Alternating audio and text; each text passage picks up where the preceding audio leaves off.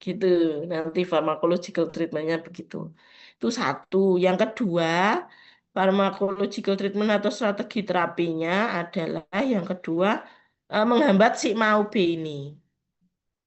Nah, ini menghambat si MAO-B ini. Ini dihambat inhibitor MAO-B dan juga inhibitor COMT ini. Gitu ya. Ini dihambat. Tuh, berarti sudah berapa strategi terapinya? Tadi memberikan levodopa, kemudian inhibitor MAO-B, kemudian inhibitor COMT, tiga ya. Kemudian yang keempat apa? Ingat kemarin neurotransmitter yang yang sudah dilepas di sinaps akan mengalami apa? Yang berikutnya reuptake gitu ya. Reuptake oleh presinaptik neuron sehingga supaya kadar dopaminnya di sinaps itu tidak berkurang, maka proses reuptake ini harus dihambat. Dengan cara bagaimana? Memberikan suatu senyawa yang menghambat transporter yang mereuptake transporter di presinaptik neuron yang mereuptake dopamin. Jadi dopamin transporter blocker. Itu yang keempat. Yang kelima apa? Yang kelima adalah meningkatkan eh, stimulus atau modulasi atau sensitivitas reseptor dopamin yang kemarin apa terekspres di mana? Possinaptik neuron. Di possinaptik neuron akan terekspres reseptor-reseptor spesifik ya untuk neurotransmitter itu berikatan pada reseptornya. Nah, ini bisa diberi dengan senyawa yang disebut agonis reseptor dopamin. Dalam hal ini reseptor dopamin 2. Karena reseptor dopamin itu ada 1, 2, 3 itu ya. Untuk yang Parkinson disease ini agonisnya adalah agonis reseptor dopamin 2. Gitu, itu itu 5 treatment dari atau strategi terapi pada Parkinson disease. Kemudian yang keenam, strategi terapi yang keenam adalah dengan obat-obat antikolinergik. Penjelasannya begini, Dek. Sebentar mana ya? Oh, ini dia. Maafkan, Daku. Ini dia. Nah, dalam suatu motorik activity itu diatur oleh dua sistem yang dominan, yaitu sistem dopamin ini nggak bisa di ini ya. Nah, ini sistem dopamin ini dan juga sistem asetilkolin. Nah, pada Parkinson disease, asetilkolinnya, sorry, pada Parkinson disease, dopaminnya rendah, gitu ya. Sehingga untuk mengimbangi rendahnya dopamin ini, aktivitas asetilkolin ini juga diturunkan. Nah, menurunkan aktivitas asetilkolin ini supaya seimbang ya. Itu dengan apa? Dengan senyawa-senyawa antikolinergik. Itu. Itu strategi terapi yang keenam itu seperti itu, Dek. Gitu ya. Oh, oh. Bisa dihapus enggak ya?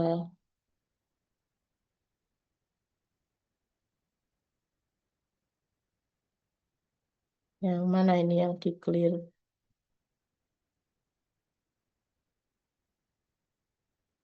Clear all drawing. Ya. Nah, itu ya, Dek ya. 6 strategi terapi. Sekarang kita lihat obat-obatnya. Nah, ini contoh obatnya untuk yang pertama tadi apa sih? Oh, memberikan levodopa dari luar tadi ya. Itu levodopa itu adalah ini. Levodopa diberikan dari luar, misalnya adalah 10 miligram. Nah, 10 miligram ini akan mengalami apa saja? Di GI tract 70%-nya akan dimetabolisme oleh enzim dekarboksilase. Kemudian di perifer akan terdistribusi ke perifer itu 27 sampai 29%. Nah, dari pertama ini adalah 70% itu di metabolisme di GI tract. Lalu masuk ke darah itu 30%. Ini masuk ke darah. Nah, dari yang masuk ke darah ini yang didistribusikan ke perifer ini adalah 27 sampai 29%. Kemudian yang masuk ke brain ini hanya 1 sampai 3% yang masuk ke brain. Ini sangat kecil sekali gitu ya. Sehingga perlu dinaikkan, strateginya perlu dinaikkan persentase yang masuk ke brain ini dari levodopa. Karena kalau prekursornya kecil, yang masuk ke brain, maka nanti dopamin yang dihasilkan juga kecil. Sehingga gimana untuk meningkatkan fraksi levodopa supaya masuk meningkat ya, yang masuk ke blood-brain barrier itu naik prosentasenya, maka enzim yang memetabolisme levodopa di sini yaitu enzim dekarboksilase itu dihambat. Pakai apa? Dekarboksilase inhibitor. Jadi levodopa ini nanti dikombinasi, pemberiannya ya dikombinasi dengan dekarboksilase inhibitor.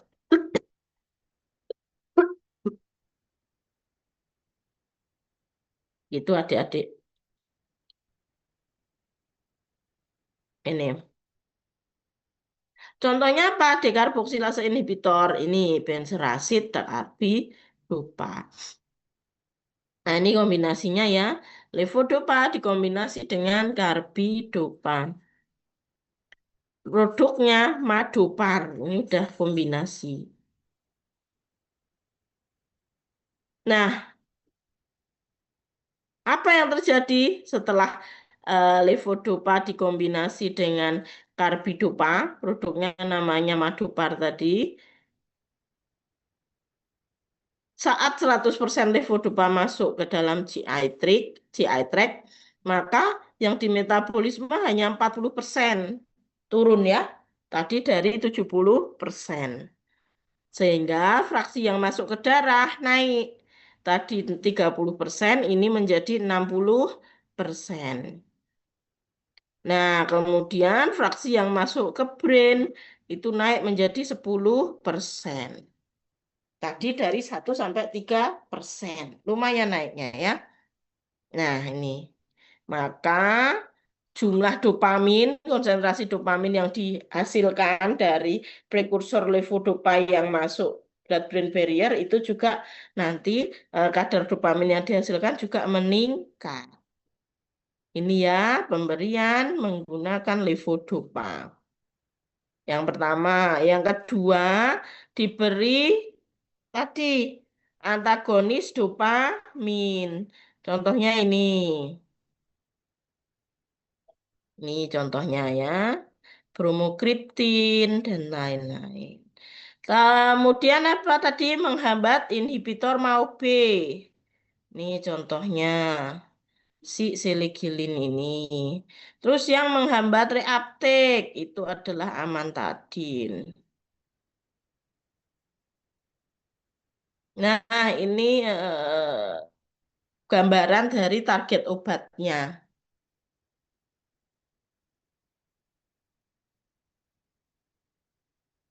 Ini Dek, ini presinaptik neuron. Ini adalah sel saraf. Itu ya. Mengubah, mensintesis levodopa menjadi dopamin. Kemudian disimpan di vesikel. Lalu dikeluarkan ini dari presynaptic neuron. Ini sel saraf deh ini yang presynaptic neuron ini.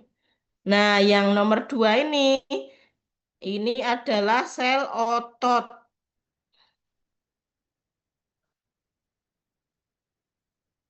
Bukan sel saraf dia, tapi dia adalah sel otot. Nah, ini untuk mengatur aktivitas motorik tadi, pergerakan.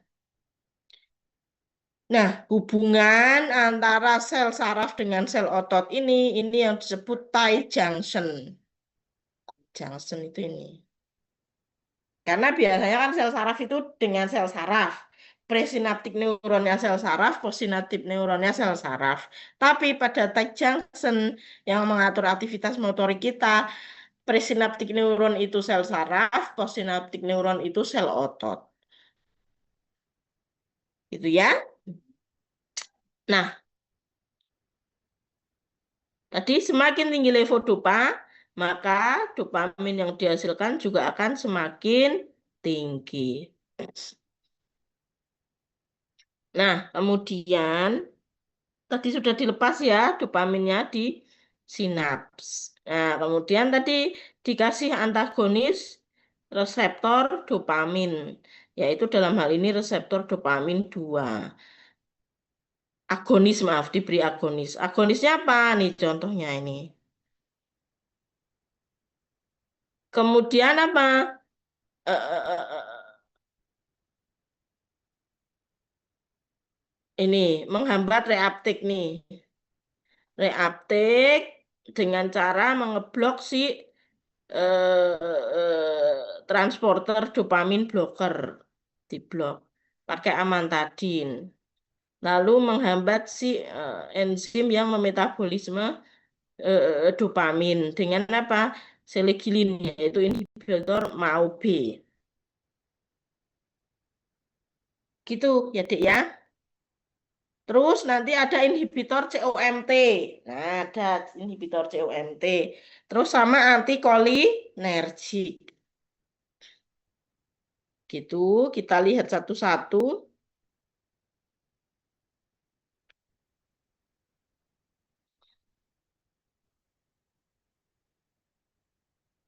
Nah, ini antikolinergiknya. Antikolinergiknya contohnya adalah trihexyphenidyl, piperiden, triperiden, atropin, skopolamin, benztropin, difenhidramin gitu ya. Nah, ini inhibitor COMT-nya ini, entacapone ini. Gitu. Enam strategi terapi pada Parkinson disease. Kemudian kita masuk yang kedua, tadi Parkinson disease sudah ya. Ini nggak usah aja, terlalu molekuler, nanti adik-adik pusing. Nah, kita masuk ke ini, sedatif hipnotik. Sedatif hipnotik itu adalah eh, obat-obat untuk gangguan sistem saraf pusat yang kekurangan GABA. Kekurangan GABA di sinaps.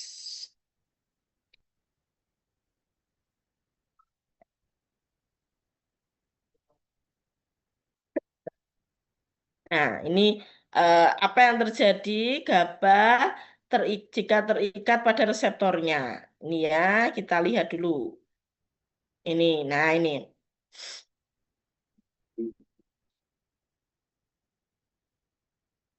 Ini, ini namanya reseptor GABA A. Ini, Dek, reseptor GABA A. Ini GABA A. Pada reseptor GABA A ada berbagai macam active site atau tempat duduk dari agonis. Ini kalau kita lihat ini ada tempat duduk GABA nih. namanya Gabaside. Terus ada tempat duduk obatnya, namanya obatnya ada dua dek, sedatif hipnotik itu benzodiazepine. Terus ada tempat duduk barbiturat site, gitu ya. Nah, pada saat GABA tadi kemarin ya sudah disintesis, dilepas, disimpan, dilepaskan oleh presinaptik neuron. Nah, kalau GABA ini presinaptiknya sel saraf, postsinaptiknya sel saraf, Dek. Karena dia tidak mengatur motorik activity. Setelah GABA terikat pada active site-nya yang ada di GABA reseptor A, maka GABA reseptor A ini bentuk reseptornya adalah kanal ion klorida, Dek. Suatu reseptor jenisnya atau bentuknya itu ada 4 jenis ya, suatu reseptor itu. Satu reseptor yang berbentuk kanal ion, contohnya adalah reseptor GABA A ini, dia bentuknya kanal ion Cl. Reseptor yang berbentuk kanal ion. Kemudian ada reseptor yang enzimatik. Kemudian ada reseptor yang GPCR, G protein couple receptor. Reseptor yang terkapel atau terikat dengan protein G. Ada JQ, JS, GI. Kemudian ada reseptor yang itu di dalam inti sel atau nuklir reseptor. Nah, untuk GABA A ini adalah reseptor yang berbentuk kanal ion, yaitu kanal ion yang selektif keluar masuknya ion Cl. Nah, setelah GABA itu terikat pada active site-nya yang ada di GABA A, maka kanal ion ini akan terbuka. Kanal ion yang terbuka ini akan memasukkan banyak ion Cl. Sehingga di dalam sel ini kadar Cl itu akan naik. Kadar ion Cl akan naik. Nah, peningkatan kadar ion Cl ini menyebabkan hiperpolarisasi di dalam sel saraf.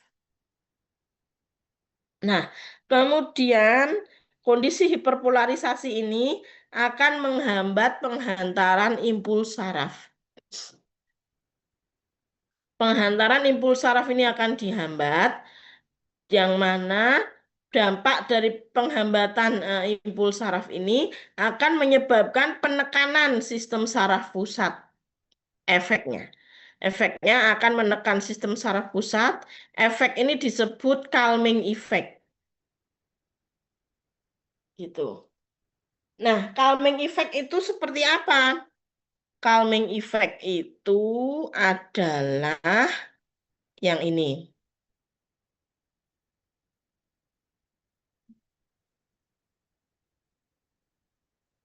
Nah, ini calming effect. Yang pertama, calming effect itu adalah sedasi, efek kalem.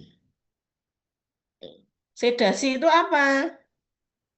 Menenangkan gitu ya. Pada dosis rendah, obat-obat eh, agonis ya, ini tadi ya, yang agonis reseptor GABA itu pada dosis rendah dia akan menimbulkan calming effect yang berupa sedasi, yaitu menenangkan. Kalau dosisnya dinaikkan, nih dosisnya dinaikkan di sini ya, efeknya juga akan naik. Pada dosis rendah itu adalah efeknya sedasi, menenangkan, belum mempengaruhi fungsi motorik dan mental, tapi pada dosis yang dinaikkan lagi, maka dari efek sedasi akan menimbulkan efek hipnosis. Ada efek-efek menidurkan. Kalau dinaikkan lagi, nanti ada efek menekan kejang atau mengurangi kejang. Itu yang disebut efek anti epilepsi. antikonvulsan. Kalau dinaikkan lagi akan menimbulkan efek pembiusan atau anestesi. Kalau dinaikkan lagi akan menekan pernapasan dan apa, kardiovaskuler, bisa menyebabkan koma, dinaikkan lagi bisa menyebabkan titik gitu ya, kematian. Nah, ini terjadi pada obat A, golongan sedatif hipnotik generasi lama, yaitu apa? Golongan barbiturat. Dinaikkan dosisnya bisa sampai ke kematian. Ini golongan generasi lama barbiturat yang obat A ini. Sehingga dikembangkan obat yang lebih aman daripada obat A, yaitu generasi baru sedatif hipnotik. Golongan apa ini? Benzodiazepin. Pada waktu menggunakan obat golongan benzodiazepin ini, peningkatan dosis tidak menimbulkan koma ataupun kematian. Peningkatan dosis maksimum efeknya hanya terjadi pembiusan. Sehingga obat generasi baru sedatif hipnotik ini lebih aman sehingga digunakan untuk first line terapi gitu ya. Apa, karena lebih aman tidak menimbulkan koma dan kematian. Begitu. Contohnya apa saja obat-obat sedatif hipnotik generasi lama yang A ini kan barbiturat. Ini calming effect tadi, Dek, ya. Sedatif, hipnosis, anestesi, antikonvulsan, relaksan otot, muscle relaksan ya. Kemudian menekan pernapasan, kardiovaskuler, dan itu tadi menimbulkan koma atau sampai kematian. Ini contohnya nih golongan barbiturat. Pentobarbital, sekobarbital, fenobarbital. Selain tiga ini ada tiopental, ada pentotal.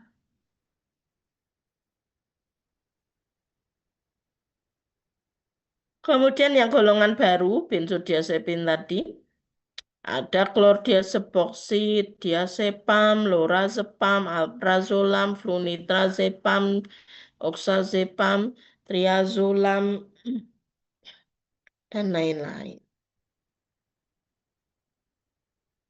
Gitu ya. Ini informasi reseptor GABA aja, nanti bisa dibaca sendiri. Begitu deh. Ini yang agonis, ya. Nih lihat, kalau dari gambar ini sudah jelas ini benzodiazepin dan barbiturat itu adalah agonis. Tadi, seperti tadi ya, kalau Parkinson tadi etiologinya adalah dopaminnya rendah, di situ ada strategi terapinya, ada apa tadi agonis ya, reseptor dopamin. Nah, kalau yang pada sedatif hipnotik, pada ini untuk pasien yang epilepsi atau pasien, oh ini deh penggunaan sedatif hipnotik. Sebentar ya. Nah ini.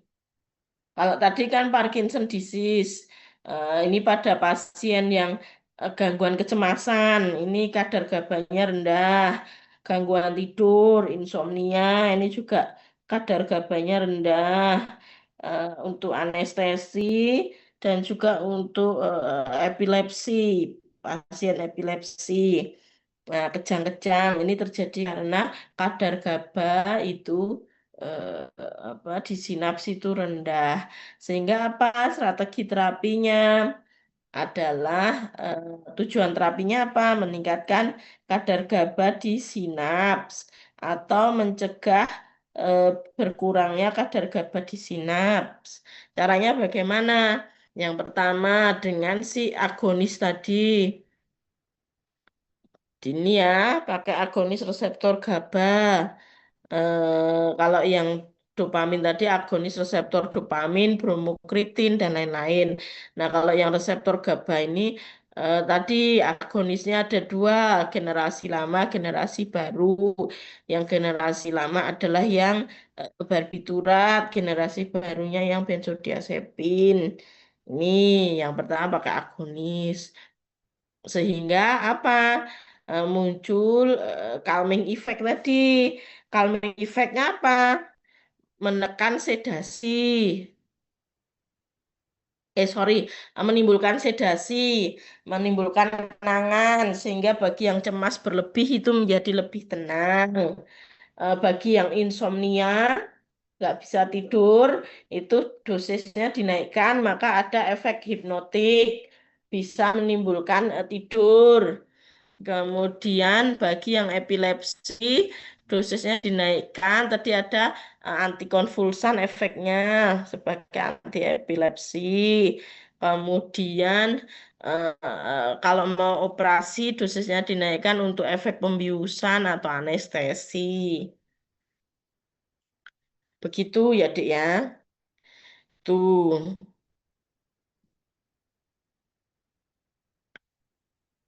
Terus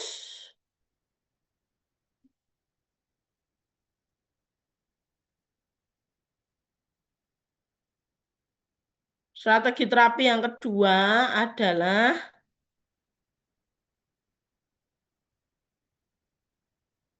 kalau tadi menghambat enzim MAO-A ya yang mendegradasi dopamin. Kalau pada GABA kita hambat enzim GABA transaminase, yaitu enzim yang metabolisme atau mendegradasi GABA menjadi asam ketoglutara dan suksinil semialdehyde. Ini dihambat. Nah, sebaliknya, untuk meningkatkan kadar GABA, kalau tadi adalah di eh, apa, beri levodopa dari luar ya, tapi kalau GABA ini kita meningkatkan aktivitas enzim yang mensintesis GABA sebagai aktivator atau induktor, meningkatkan ekspresi enzim asam glutamat dekarboksilase atau glutamic acid dekarboksilase. Meningkatkan ekspresi atau meningkatkan aktivitas enzim yang mensintesis GABA dari prekursor glutamat. Nah, sehingga nanti kadar GABA bisa naik. Gitu ya, Dek ya. Ini kalau dalam bahasa Inggris ini GAD. Jadi nanti kalau ada inhibitor GAD, maka adalah untuk menghambat si glutamat, asam glutamat dikarboksilase ini. Gitu strategi terapi yang nomor, tadi berarti nomor berapa? 2 dan 3.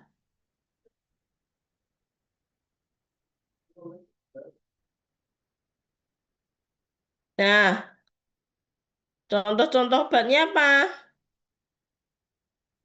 Ini yang menghambat reuptake. Strategi terapi yang keempat adalah menghambat reuptake dari GABA, yaitu dengan mengeblok transporter GABA. Blokernya apa? Vigabatrin namanya obat. Sorry. Ini inhibitor GABA transaminase tadi ya. Ini vigabatrin. Yang menghambat reuptake itu ini. Transporter GABA blocker ini tiagabin ini. Nih.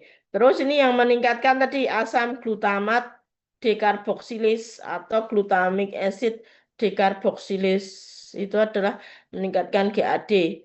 Ini namanya gabapentin. Ini induktor atau aktivator glutamic acid decarboxylase menggunakan gabapentin.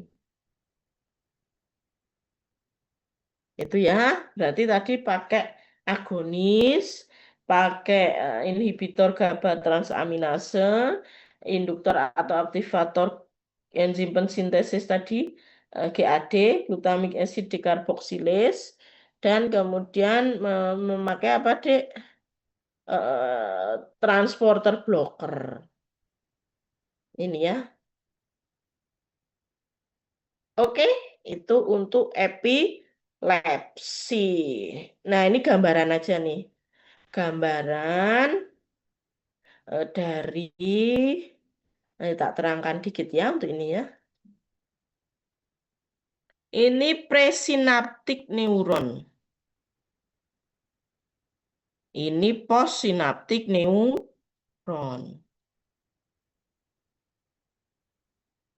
Nah, ini transporter GABA yang ada di presinaptik neuron. Di sini ada 4 nih. 1, 2, 3, 4. Nah, ini ya presinaptik neuron. Dia mensintesis GABA, kemudian menyimpan GABA pada vesikel-vesikel, lalu GABAnya dilepas melalui proses eksositosis, GABA dilepas di sinaps.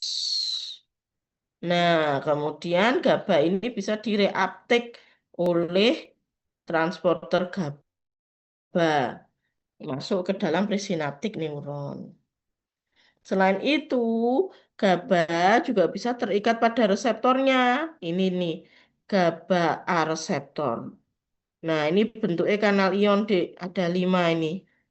Apa? Yang membentuk kanal. 1, 2, 3, 4, 5. Nah, setelah GABA terikat pada active site dari GABA A reseptor, maka apa yang terjadi? Ion Cl-nya masuk, ini kan, ion Cl masuk. Nah, akan terjadi peningkatan kadar ion Cl di dalam postsinaptik neuron. Ini yang disebut kondisi hiperpolarisasi. Kondisi hiperpolarisasi ini akan menghambat penghantaran eh, impuls saraf. Penghambatan impuls saraf ini akan menyebabkan efek, yaitu apa? Calming effect tadi. Calming effect-nya macam-macam tadi. Sedasi, hipnosis, antiepilepsi, relaksan otot, kemudian apa? Menekan sistem pernapasan, menekan kardiovaskuler pada yang generasi lama. Sedasi bisa untuk orang-orang yang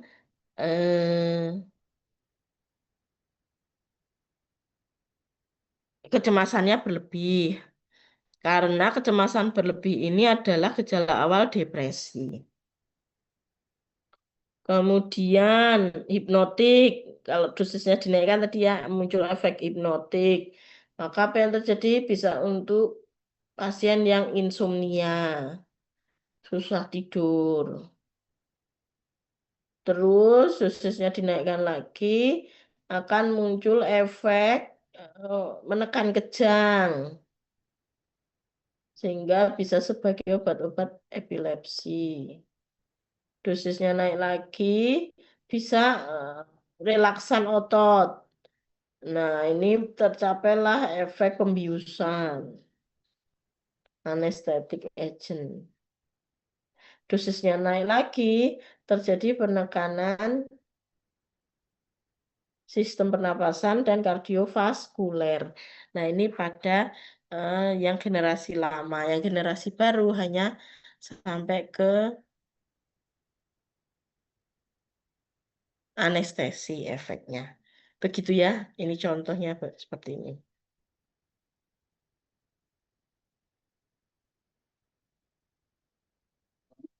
Ini sudah pada sedatif hipnotik. Nah, ini ada senyawa kebalikannya antikonvulsan, Dek. Kebalikannya agonis GABA itu ada namanya senyawa konvulsan compound, konvulsan substance. Nah, ini malah menyebabkan kejang. Misalnya pada pikrotoksin, Pentylentetrazol, tersier butil bisiklofosforothionat. Nah, jadi kalau mau penelitian anti epilepsi, nanti hewan uji, tikus atau mencit dikasih salah satu senyawa ini. Misalnya dikasih pikrotoksin. Maka apa yang terjadi? Mencit atau tikusnya akan kejang-kejang. Nah, kemudian kita kasih kandidat obat kita atau senyawa uji kita. Frekuensi kejangnya menurun, durasi kejangnya juga menurun. Ini yang akan apa? Yang menunjukkan efek atau khasiat senyawa uji kita atau kandidat obat kita sebagai anti epilepsi. Contohnya seperti itu. Saya ini sedang main-main pakai ini apa modeling hewan untuk uji anti epilepsi pakai pikrotoksin sama Pak Irfan. Oh iya, kalau tertarik ya skripsi pakai hewan uji nanti bisa cepet. Misalnya mau ke industri nanti bisa ada nilai tambah untuk CV-nya adik-adik. Atau mau studi lanjut ke S2. Nah, and skill animal handling ini, nah ini juga menjadi nilai tambah itu ya, bakalan dilirik oleh profesor. Oh ini bisa in vivo, mengerjakan penelitian in vivo. Begitu deh. Terus tadi Parkinson, eh epilepsi, sedatif hipnotik, kita masuk ke depresan ya. Depresi, mana depresi, depresi. Nah ini,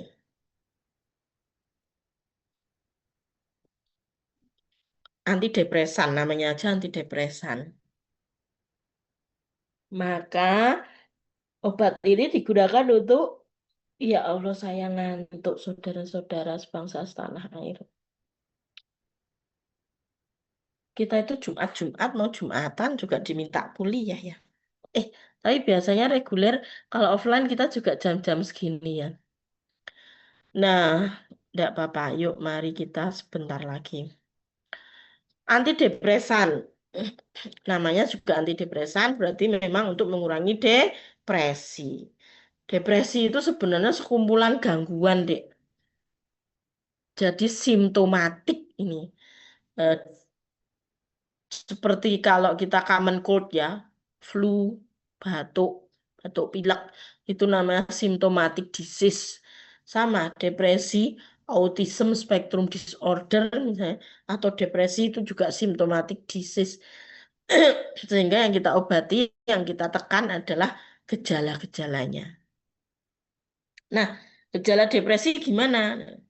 Ayo, mari kita sambil evaluasi diri. Ada nggak gejala depresi pada diri kita gitu ya.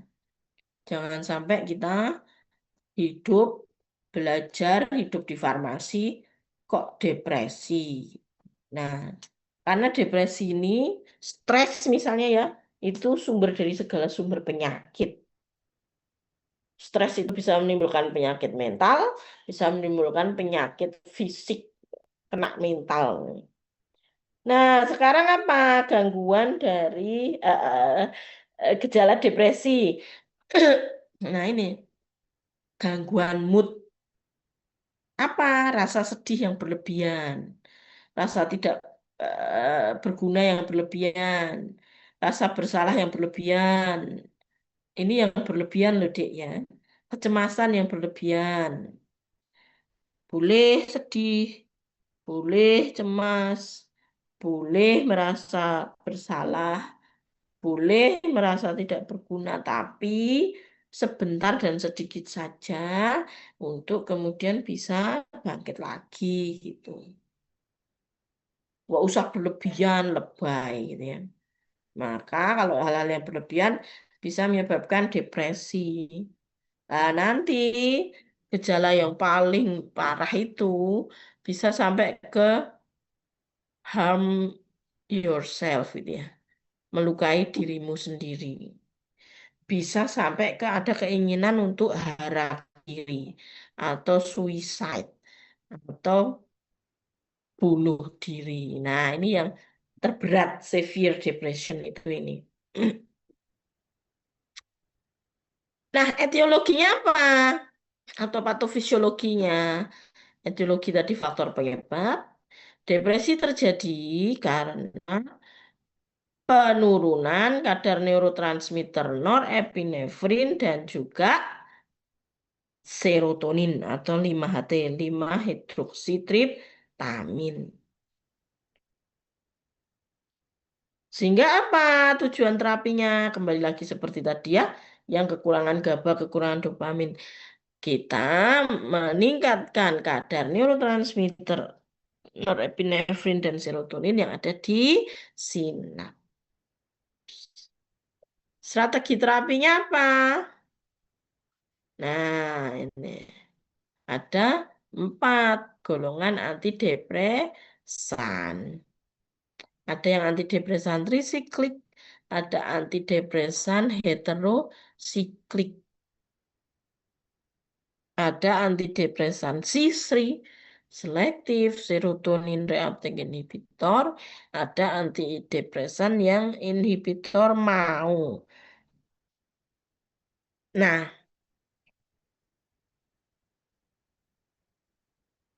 untuk depresan trisiklik dan heterosiklik,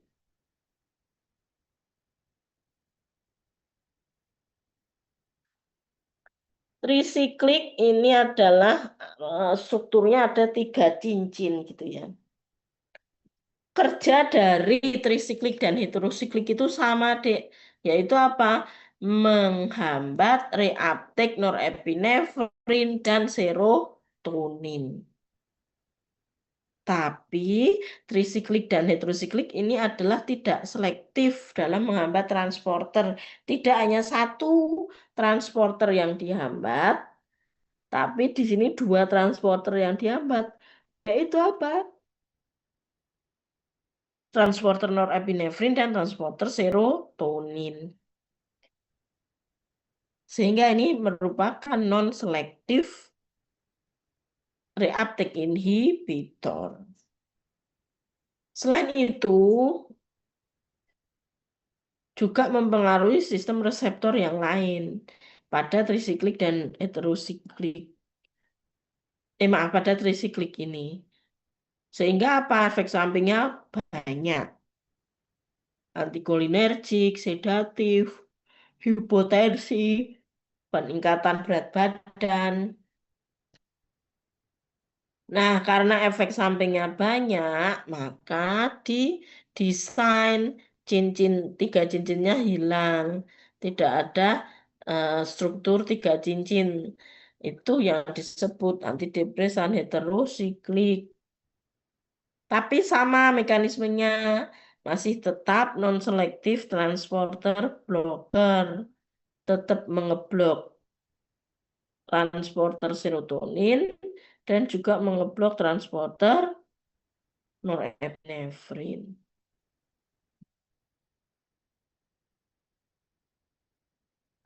Cuma heterosiklik ini dibandingkan yang trisiklik, onsetnya lebih cepat, side effect-nya lebih rendah, toksisitasnya juga lebih rendah.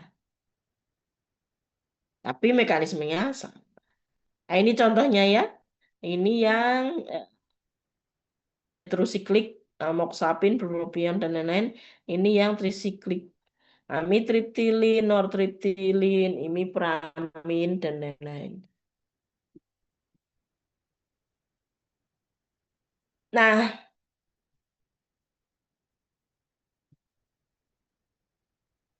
yang lebih selektif itu adalah yang sisri, selektif serotonin reuptake inhibitor.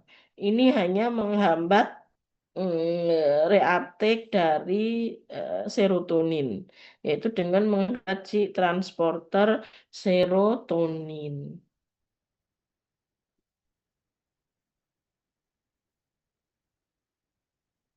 Contohnya ini fluoxetine, paroxetine, dan lain-lain.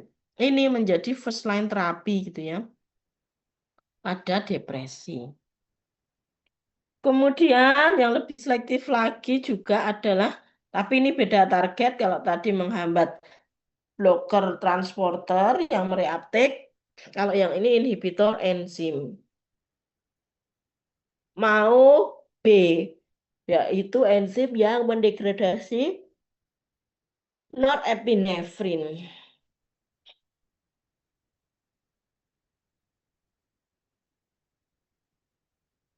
Sorry, inhibitor mau A. Karena yang mendegradasi mau B, yang mendegradasi dopamin adalah mau B. Yang mendegradasi norepinefrin itu mau A. Jadi adalah inhibitor mau A. Contohnya apa? Phenelsin dan tranilsipromin.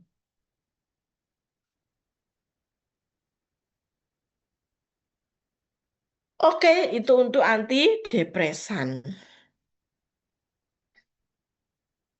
Ini penggunaan secara klinik untuk antidepresan tentunya untuk menekan depresi, untuk menekan panik yang berlebihan atau panic disorder, kemudian untuk menekan nyeri yang jangka panjang, nyeri kronis, kemudian untuk mengobati eating disorder, lalu untuk obsessive compulsive disorder.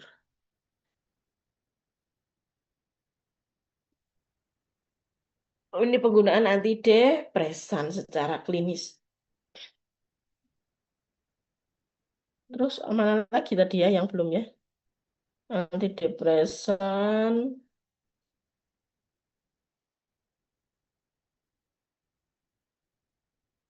Oh ini, psikotik. Nah ini, psikotik atau neuroleptik. Ini untuk, namanya juga antipsikotik ya, untuk menekan gangguan psikosis. Nah, gangguan psikosis ini yang parah, Dik.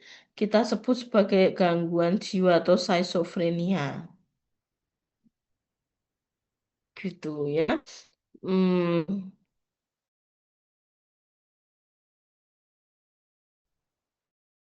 gejalanya ini haluan itu, tapi lama-lama.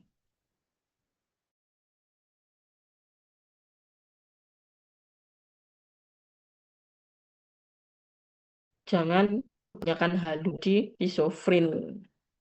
Hati-hati ya, karena mental nanti.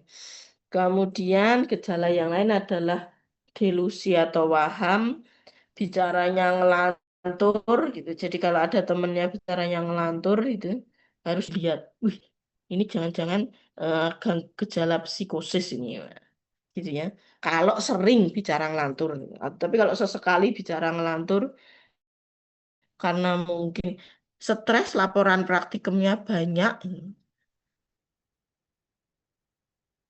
Kalau sesekali ya enggak masalah itu ya. Masih dalam kondisi fisiologis gitu.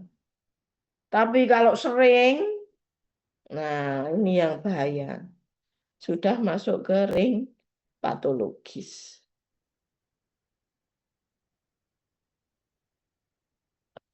Gitu ya.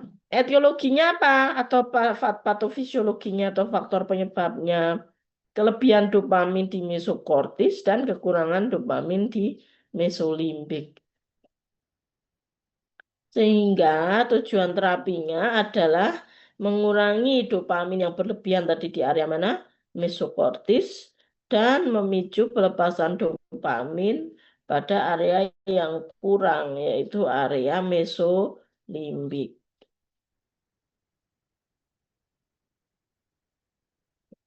Nah, antipsikosis ini ada dua, yang golongan lama itu tipikal, yang golongan baru adalah atipikal.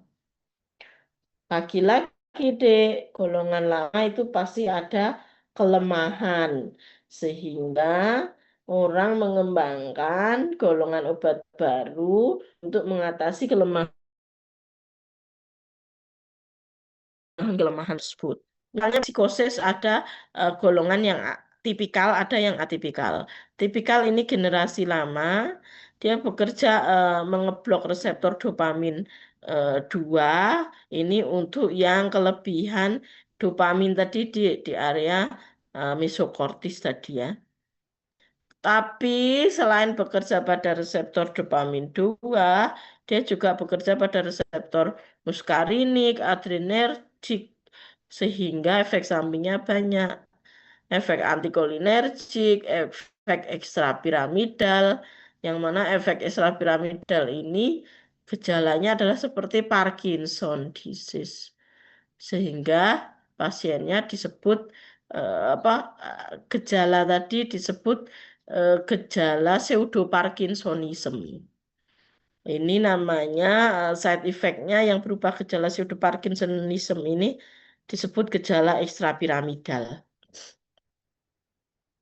Nah, pada antipsikosis generasi baru, yaitu yang atipikal, ini efek samping ekstrapiramidalnya menjadi sangat kecil gitu, sehingga lebih bagus karena side effect-nya berkurang. Nah, biasanya yang generasi baru ini menjadi first line terapi, first choice pada terapi dalam hal ini adalah terapi untuk gejala psikosis, menekan gejala psikosis.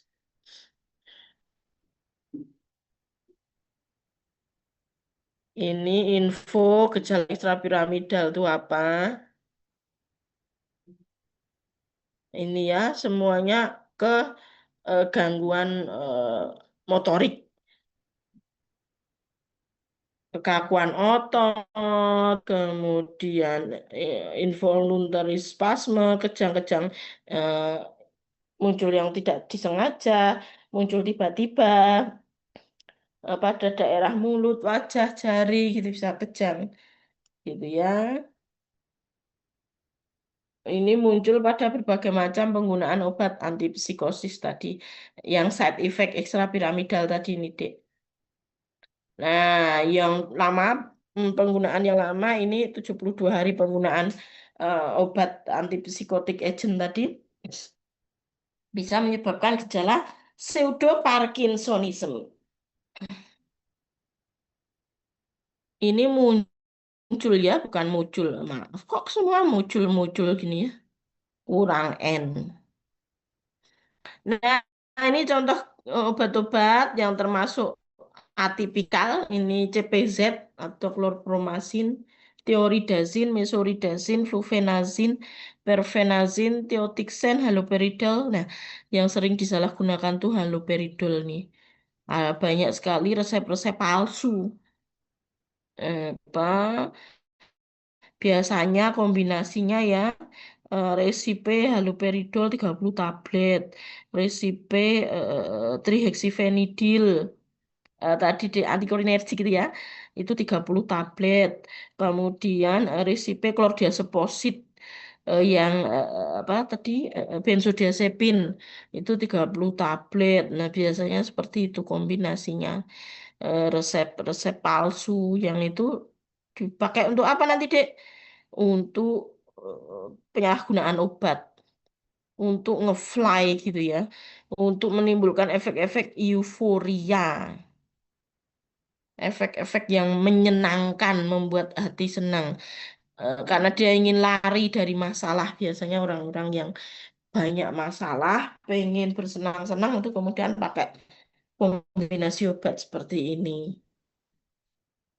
Gitu. Kalau nggak tahu dosisnya, paling overdosis kemudian meninggal gitu. Atau kalau enggak, organ dalamnya rusak gitu ya.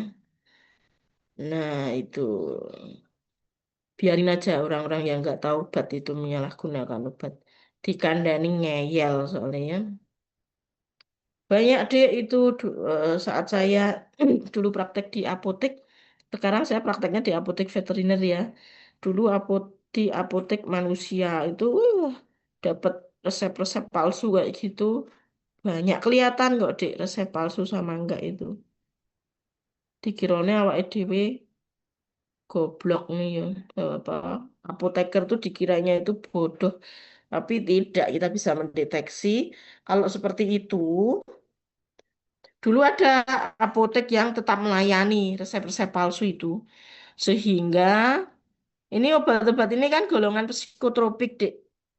Sehingga dalam 1 bulan omset penjualan psikotropik itu bisa 150 juta. Ini kan menjadi nggak logis ya. Nah, itu lalu di eh, sidak oleh BPOM dan Dinkes kota atau kabupaten. Disidak lalu diketahui omset dari psikotropik itu sendiri 1 bulan kok 150 juta. Lalu dicek dasar pemberian psikotropik yaitu resep. Wah, terlihat banget resep yang palsu-palsu itu dilayani. Udah, kemudian apotek ini ditutup, apotekernya dicekal. Apotekernya dicekal, surat izin apoteker dicabut, surat izin apotek dicabut, surat izin pendirian apotek ya dicabut, si apotekernya nggak boleh praktek, masuk penjara gitu. Nah, itu makanya hati-hati palsu itu jangan dilayani. Dulu waktu saya di apotek itu eh, dapat resep palsu itu langsung saya tolak gitu kan, tidak saya layani. Tahu cara ngecek palsu atau tidaknya? Satu, dari segi formatnya itu elek banget gitu. Yang kedua, dari segi tulisannya, kayak tulisan SD bukan tulisan dokter. Yang ketiga, kalau kita telepon ke nomor telepon yang di dokter itu, pertama kita nggak kenal nama dokternya. Yang kedua, kita telepon itu nggak nyambung. Nah, ini sudah pasti resep palsu. Terus dari sisi administratif resep itu, misalnya harus ada paraf dokter atau tanda tangan dokter itu dia tidak ngasih paraf atau tanda tangan di tiap R-nya gitu. Jadi udah kelihatan itu palsu. Kalau jenengan sebagai apoteker melayani, eh, paling nanti masuk penjara. Kaya sih kaya, tapi itu tadi ya, apa konsekuensi sebagai apoteker yang malpraktek itu juga ada. Begitu ya, itu sedikit cerita saja. Terus kita masuk ke anti muntah. Nah, muntah itu sebelum muntah itu biasanya kita merasakan mual gitu ya. Bedanya apa? Kalau yang mual itu masih dalam GI tract. Nah, kalau muntah isi makanan, isi GI tract yaitu makanan itu sudah keluar gitu. Adik-adik tahu ya GI tract ya, saluran cerna. Itu dari mana sampai mana? Ayo, dijawab dari mana sampai mana saluran cerna? Anfismannya.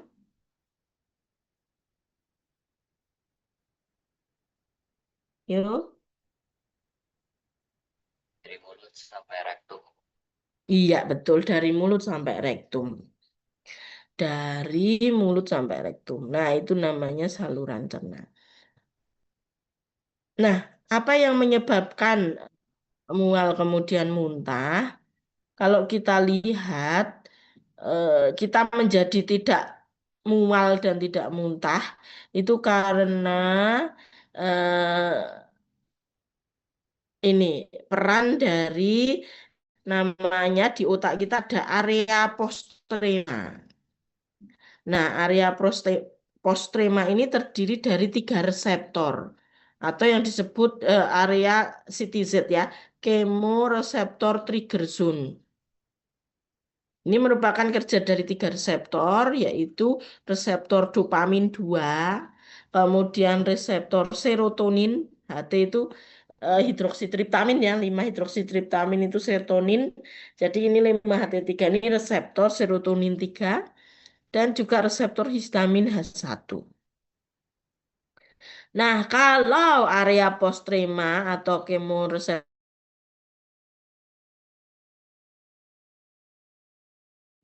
akan muncul mual dan melanjut ke muntah.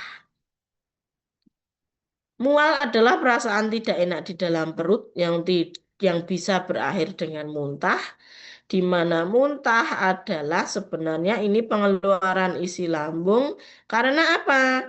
Karena gaya antiperistaltik lebih besar daripada gaya peristaltik. Kenapa? Karena aktivitas dari area postrema tadi, aktivitas dari kemoreseptor trigger zone. Sehingga anti mual, anti muntah itu bekerja dengan menekan si area postrema ini. Menekan kemoreseptor trigger zone. Baik itu selektif menekan dopamin, atau selektif menekan serotonin, atau selektif menekan histamin, atau non-selektif bisa menekan 3 reseptor ini, atau non-selektif menekan 2 reseptor ini. Misalnya menekan kombinasi dopamin dan serotonin atau serotonin dengan histamin, begitu ya. Itu yang non-selektif. Sik, Dek, saya tak ngecas dulu. Mana chargernya? Low battery. Tinggal sedikit ya ini jamnya. Siap-siap Jumatan ya adik-adik yang kaum Adam.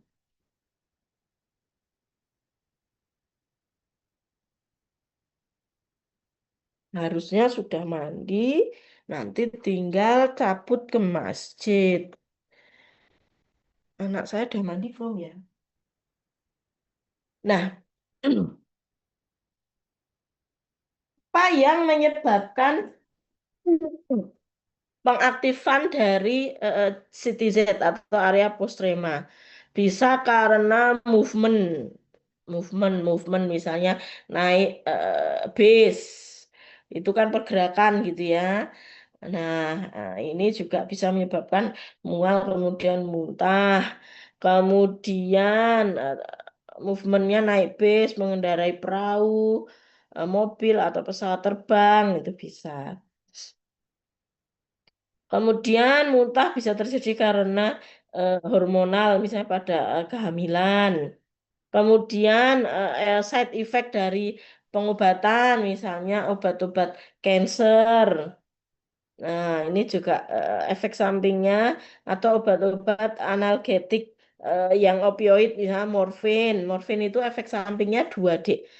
Entah itu mual muntah atau konstipasi. Nah, ini khas ini. Itu. Gitu ya. Atau karena stres dipaksa melakukan hal yang tidak disukai. Itu juga bisa menyebabkan mual kemudian muntah. Ini namanya masalah psikis. Ini disebut muntah psikogenik. Itu ya. Kalau kita foto biasanya fotogenik gitu ya. Kalau ini wajah kita wajah fotogenik. Kalau muntah ini ada muntah psikogenik ternyata. Kemudian mual muntah karena iritasi lambung, hipersekresi asam lambung. Ini juga bisa menyebabkan mual muntah. Kemudian muntah yang disengaja, misalnya pada penderita bulimia untuk menurunkan berat badan. Nah, ini biasanya dulu ini pada Putri Diana ya, almarhum Lady Di. Ini apa? Istrinya Pangeran Charles. Dia dikomentari oleh Ratu Inggris Elizabeth itu, Ratu Elizabeth itu bilang, kamu kok gemukan Diana gitu. Sehingga Lady Diana menjadi stres, lalu dia nggak mau makan. Jadi kalau makan itu dia muntahin lagi. Makan itu dimuntahin lagi. Ini namanya menderita bulimia gitu ya. Nah, itu seperti itu. Nah, berbagai macam anti muntah ada yang tadi selektif menghambat pasti sebagai antagonis karena pada reseptor dia ya. Pada reseptor ligannya pasti kalau yang menghambat efek itu adalah antagonis. Contohnya apa? Anti muntah yang antagonis reseptor dopamin. Itu domperidon. Antagonis reseptor dopamin 2. Kemudian yang non selektif. Ini menghambat dua reseptor. Metoclopramid menghambat reseptor dopamin 2 dan serotonin 3. Lalu yang menghambat selektif hanya reseptor serotonin 3 itu ada ondansetron, dolasetron, granisetron, tropisetron, dan lain-lain. Ini selektif serotonin 3 reseptor antagonis. Kemudian ada dimenhidrinat, ini menghambat reseptor yang histamin. Antagonis histamin 1 reseptor. Reseptornya yang histamin 1 ya. Ini. Tapi dia tidak selektif ini. Dia juga bekerja pada reseptor asetilkolin, serotonin, norepinefrin, dan dopamin. Sehingga ini side effect-nya juga lumayan banyak ini ya. Prometazin, nah ini eh, inhibitor, kok inhibitor, antagonis reseptor H1, ini dengan side effect-nya adalah sedatif dan ada antikolinergic effect. Karena dia tidak hanya eh, antagonis reseptor histamin H1, tapi juga antagonis reseptor alfa adrenergic. Nah, ini yang menghambat reseptor antagonis reseptor histamin H1. Ini ada difenhidramin, doxilamin, siklisin. Nah, ini untuk nausea vomiting tadi ya. Oke, saya pikir sudah cukup. Minggu depan kita sedikit tentang analgetik dan juga apa anestesi. Lalu kita masuk ke obat-obat yang kardiovaskuler, obat-obat jantung. Begitu, Dek. Apakah ada pertanyaan?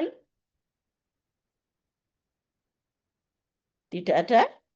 Oke, kalau tidak ada saya akhiri. Terima kasih atas perhatiannya, adik-adik semua. Selamat melanjutkan aktivitas. Bagi yang melaksanakan ibadah Jumat, selamat melaksanakan Jumat. Eh,